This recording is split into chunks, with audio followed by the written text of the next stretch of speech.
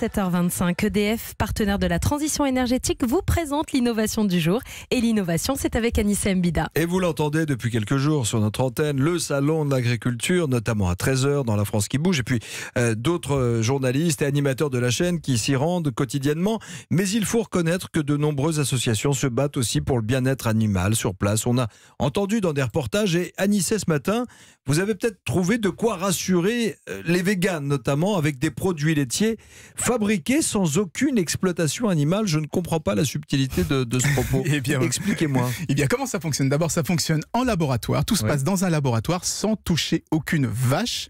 On synthétise de la caséine, c'est la molécule et la protéine principale du lait. Et à partir de là, on peut fabriquer n'importe quel produit laitier. Donc, de la crème, du beurre et surtout du fromage. Parce que, je ne sais pas si vous avez déjà goûté du fromage, comme on dit. Le fromage, c'est le fromage vegan.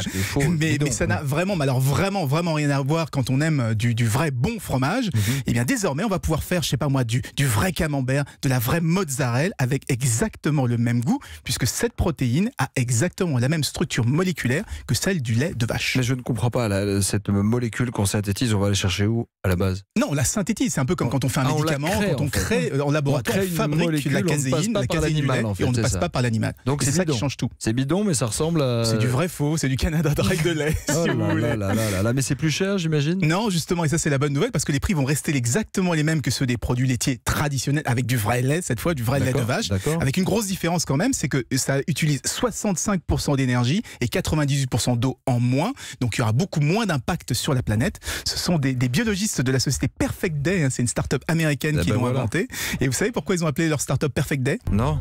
Et parce qu'ils sont tombés sur une étude qui démontre que les vaches laitières sont plus productives quand elles écoutent Lou Reed. Exactement, la chanson Perfect Day. Génial. Mais n'importe quoi. Mais c'est du grand n'importe quoi.